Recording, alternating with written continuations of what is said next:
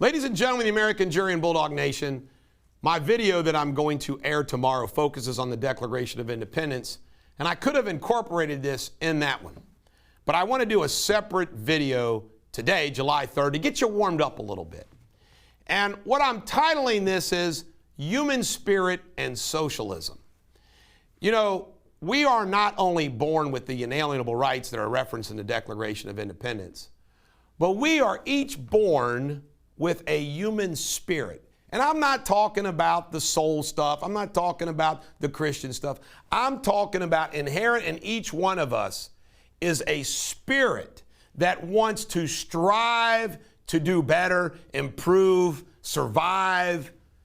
That's what we want to achieve. It's a natural thing that is inside each and every one of us. Who doesn't want to survive? It is the number one, scientists, psychologists, psychiatric people, everybody will tell you, the number one human trait is the instinct to survive.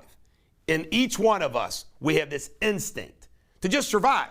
Now, of course, in Western civilization, we now have an instinct not just to survive, but to thrive, achieve. Most people, there's some exceptions, but most everybody wants to do better, right? Now, that is an inalienable, God-given, self-evident instinct that each of us have. It runs completely contrary to socialism. Heaven's socialism is like square peg, round hole stuff.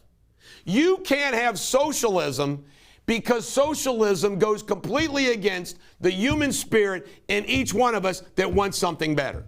Socialism is basically like, nope, everybody wants the same. Let me give you an example. It is impossible. Your family, my family, your friends, my friends, whatever group that you have, whatever you were doing, if you tried to make that socialistic, whatever it is, whatever organization you got, your own existing family, well, if Bob isn't going to get ahead any more by working harder in the garden, Bob ain't going to work harder in the garden. He's not. If Bob gets to eat an extra piece of watermelon, if he's working hard in the garden, he's going to work in the garden. It is just natural as can be. My point that I want to make to you is that socialism is doomed to fail. Doomed to fail because it runs contrary to the human spirit. Nobody ever talks about that. Everybody brings up Venezuela, Soviet Union, all the places where socialism has failed, and that's true. But the reason why it fails is it is a human spirit killer that cannot be killed. I guarantee you, no matter where you go, it doesn't matter. You have a group of people, you're going to have different people with different levels of work ethic, striving, achievement, so forth and so on. And to kill that, I mean, I've just been watching these series on the History Channel that are out of the world. I'm going to rewatch every one of them. It's the history of the food that made America great, the cars that made America great, the cars that made the world.